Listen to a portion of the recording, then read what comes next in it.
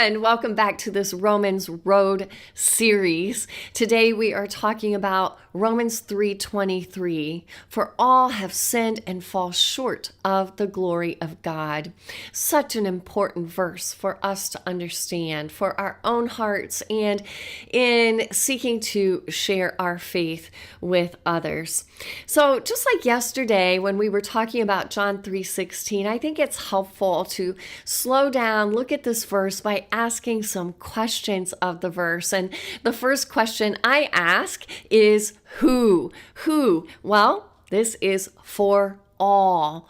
All, meaning each, everyone considered individually. All right. So this is speaking to every individual human being out there. Just like yesterday, we saw that God so loved the world. That again was talking about each and every individual. So each and every individual human being has what? That's the second question. Has sinned. And then number two, that's number one, they've sinned or we've sinned. Number two, have fallen short of God's glory. And then we need to find out and ask, okay, what is God's glory? What does it mean to have sinned? Well, this means to simply violate God's ways, violate God's divine laws. We all have sinned and violated God's ways. We also all have fallen short of God's glory. What does it mean to fall short? Well, it does mean to miss out, to miss the mark, to fail to reach some level. In this case, the level of God's glory. We all fail to meet God's goodness. I think that's, I guess, to meet or to reach or attain or experience God's goodness for ourselves. All right? Every single individual human being falls short, has sinned and falls short of the glory of God.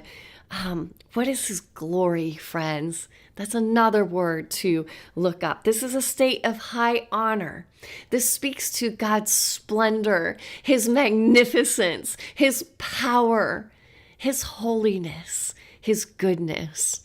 It helps me just to maybe summarize it to that one word, God, goodness. We all have sinned and we fall short of God's goodness. I mean, who is there that would not admit that, yeah, I don't even equate to God's goodness in any way, shape, or form? So what is Paul doing here? Paul is pointing out the difference between God himself and us human beings. God is so good.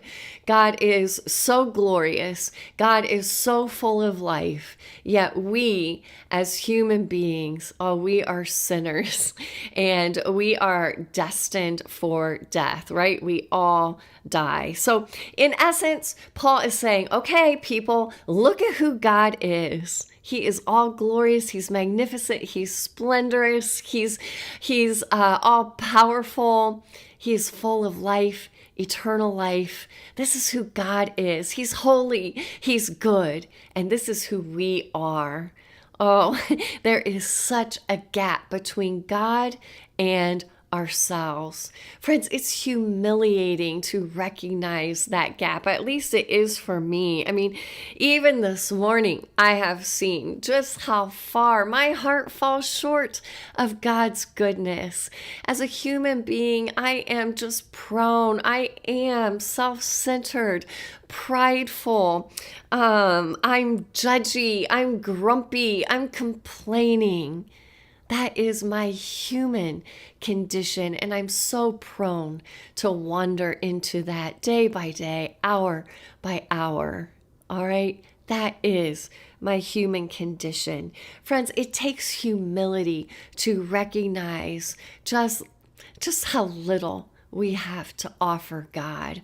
And this is the first state. This is the first stage. This is the first step of understanding our need for God, we first have to recognize just how broken we are. And Paul makes that abundantly clear in Romans 3:23. We all are sinners. We all fall short of God's goodness.